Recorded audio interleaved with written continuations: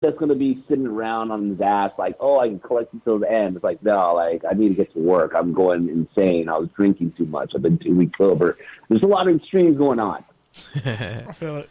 Nah, I understand that. I just feel like, man. Just don't yell at the dog. As much as I want to be there, the dog ate a hole in the wall. Oh, yeah, you gotta chew his ass out.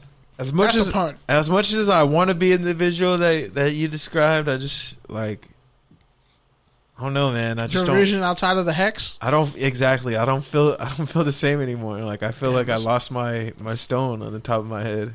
It's just like, you're just a manifestation of a memory at this point? I guess, yeah. That's actually the perfect way to describe it. You were a voice with no sound. Well, you also got a few more things going on over there. So now you're telling me I'm depressed, Eric? Is that what you're saying? Depressed watching shitty football? You need a break. Eric, you need the mute button. Hey, hit the mute button. Now let this man go. We went in on the Bears. Eric has the right to go in. Nah, I'm just kidding, but... Yeah, you guys both hurt my feelings today. It's usually just Pete, and then I'm the bandwagon now. I haven't been this guy on just to fucking hate on him. I'm sorry, bro. I haven't been a heel in a while. Like, I can't be a face forever. The thing is, no, Kenny. The only thing that really hurts about yours is that you've been waiting all day to say it. I waited like 3 weeks to say that shit. Yeah, I just couldn't, like, I didn't have the right time to say it, but I was like, I'm gonna let this go. I'm gonna have to turn heel on Eric, and it's gonna hurt. I guess I just don't know. Like, is it gonna be a muscle memory? Like, am I just gonna, like, a twitch? Click on Party Beat again? Like, or is it gonna be like, fuck? Am I gonna just be out at a stadium and be like, yo, there's a lot of germs here, not a lot of masks. Damn. I can't wait to take this mask off, I swear. Like, I don't be wearing your mask in the studio while I'm talking. I'll open everywhere else, yeah. Like at work, like once I ain't never seen this doing the mask, to be honest. You see me walking with a mask. I ain't never seen you in a mask. I've taken it off. I honestly have never seen you in a mask. That's a lie. I'm being dead ass serious. Your Honor, this motherfucker's lying. I'm being dead ass serious. Because you've come in late and you saw me with a mask off. Did you forget that too? Oh, okay. You like how he threw that petty shade in, huh? How's that petty shade? He was late. He didn't come to the studio for like a month and then showed up late. I bust your ass home for this shit for 2 years. If I want to be late, I get to be late. What's that have to do with anything? I usually buy you food afterwards. Is that what we're going with? Usually now it's more like you went on a diet. You went on a diet, so I just stopped doing it. You saying I'm losing weight? Yeah, I don't know if it's stress weight or you're just purposely starving yourself. So you're saying I look like shit? I'm saying, like, you look good, but I feel like you're one more bad day away from, like, stress starving. And you should not do that. I'm saying... Man, I'm just leaving. Fuck this podcast. Like, he looks like... He's like, man, fuck this. If I, like, fucking... I really haven't been eating shit this week, honestly. That's the worst part. See? How can you tell? I'm sad. Because I can tell. I know you. Damn.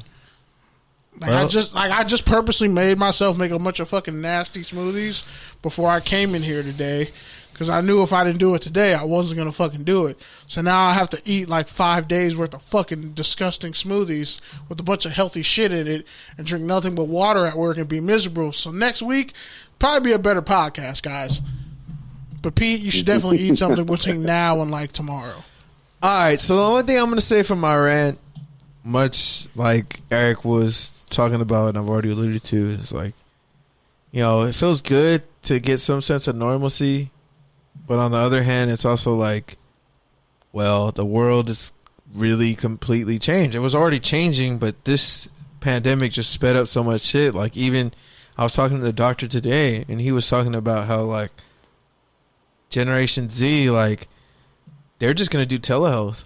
Like, they're not going to want to go to a hospital. And he was like, and their kids, they're going to be even worse. They're going to have hologram doctors, and they're going to have a drone come and give them a shot in their meds.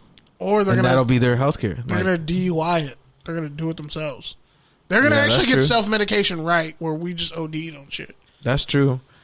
But that's what I'm saying. So it's like, as much as I'm looking forward in my head to kind of getting back to normal and being able to do normal things like going to brunch with people or, you know, checking out dive bars or going out to games or et cetera, et cetera. Like, I also, one, don't know how I'm going to react in those situations since it's been so long since I've been in those situations. And further, how are other people going to act in those situations? Because we all know people already don't know how to fucking act. And now you put them in the house for a year, and now they're going to be coming out? Lord. I'm staying away from the beach. And downtown LA. And dive bars. I'm going to just get lit. That's what I'm saying. I'm going to just show up lit at people's houses. I'm going to just show up lit at places where there's not a lot of people, but there's enough of us to know you stay over there, I stay over here. Or if I'm like, you know, fuck it. Let's meet up and... Like I've been talking to random strangers, having good conversations. It's also like they're there. It's just but I think one thing that has given me kind of I wouldn't say hope, but has at least made it easier to cope. Because not being rhythmically in tune with oneself is not dope. See what I did there? I killed your dream in its crib. Oh my God. Yeah, start over.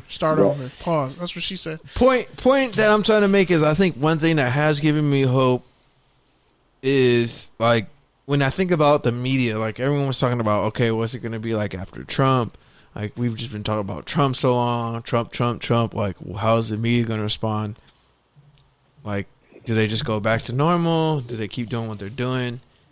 And I mean, I think the answer is kind of somewhat in the middle, but for the most part, it's kind of gone back to a little bit more skewed to the way it was before Trump, where it's like, politics is there, but it's like... There's more important shit going on right now. It's like the dessert table at the buffet. It's like the salad bar at the buffet. No. Like, people go there if they want that and they're in the mood for it, but not everybody goes there. It's like the dessert table... Because there's other shit to talk about. It's like the last dessert table... It's like the dessert table the last 20 minutes of like a media meet and greet.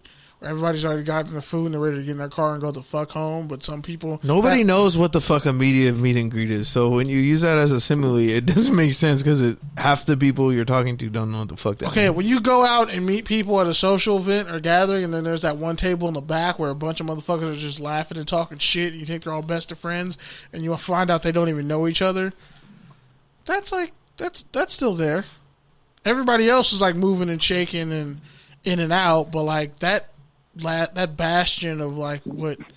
Hey, bro, I thought this was my rant because you just try to elaborate on two of my different bars and you just killed them both. Your rant needed help. Your rant needed help. Your rant needed guidance. No, it was going fine. The point that I was trying to make was in the Trump 4 years, it was like politics was like the fucking prime rib at the buffet. Like it was at the center. Everything was impacted by it, and it impacted everything. And you, even if you didn't talk about it or didn't want to talk about it, you knew about it because that's how the world was going on at the moment. But now it's kind of like, okay, we're shifting it back to the back burner. Like this whole stimulus thing, it's been going back and forth now for a month, but it hasn't been as like dramatic as in December when Trump was trying to get his last stimulus, or even the first one in March where it was like every day, every hour, it was like, oh, contention. Oh, Trump is tweeting about it. Oh, the left is saying this about this now. So I just feel like it's a lot more in a vacuum than it was previously before. So I'm hoping that it is end up being muscle memory and we do kind of revert closer to the normal, even if it's not fully to the normal. But I just don't know if we're there yet. True. Like even with football practice, it's like, yeah, it's going on, but is it the same? It's definitely not the same. And it's definitely not the same. So is it going to be the same when we come back in fall? No. Or is this shit just all fucked up and thrown off that this is just going to be different now forever? This is how football practice is going to be. A whole generation of kids who won't have the memories we had at football practice. Because there's not going to be locker room access. Bro, the locker room was like the funnest shit about playing football. Just somebody randomly starts a beat and then everybody just fucking goes in. Or like sleeping in the locker room. Slap boxing. Like you were literally, bitch slapping somebody with one of the dummy locker pads. Room talk. Yeah, playing Madden, like some real shit, like some playing real catches, playing catch between the bench and the bags that are in the corner of the thing, pretending that it's the corner of the end zone. Looking at the softball players and just talking shit. I respect the softball players. No, like that. No, we respect each other because we talk shit. Like they talk shit about us at practice, and we would talk shit. I'll back. say something about that off air. But yeah, I can't. All right, can you close this out? Yeah, I'm gonna just say this. During this pandemic, especially now, I've had a lot of time to kind of like understand where a lot of my childhood trauma came from, and I would suggest y'all do the same. So with that, figure out why you are, how you became who you became, and work your way back. You'll find out, oh shit, I'm not that bad of a person, or I am a bad person. Figure it out. You got time. So anyway, touchdowns and tangents. We thank y'all. This was kind of a nerdy episode. So this episode was a lot. This episode was a lot, but it was nerdy. But it was also, not every episode can be like, oh great, it's happy, boom, we got all these guests. This is like sometimes you just need meat and potatoes. Like this is a callback to some of our old gritty episodes. Where, like, we would, like, after this, we'd go eat, like, a fucking pound of Wong's Walk. I'm really just, one day on my off day, just going to go up to Northridge just to get food from Wong's Walk. I swear. And if I find out they're closed, I'm going to cry in the parking lot. But anyway, shout out to X Squad affiliates. Salute. Good News Sports, Good News Radio. And shout out to Keith, the man of every hairstyle imaginable. And even the ones that you can't imagine, he has a hairstyle for it. So, salute to him. Salute to everyone who loves us, follow us. At TDs_tangents on Instagram and Twitter. You can catch me at P Certified on Twitter. He's at Ozo Grande on Twitter and Instagram. And yeah, shout out to your favorite podcast app. Shout out to X Squad affiliates, FBC Radio, etc., etc. We're out. Peace. Salute to Eric. Salute to Izzy. Touchdown!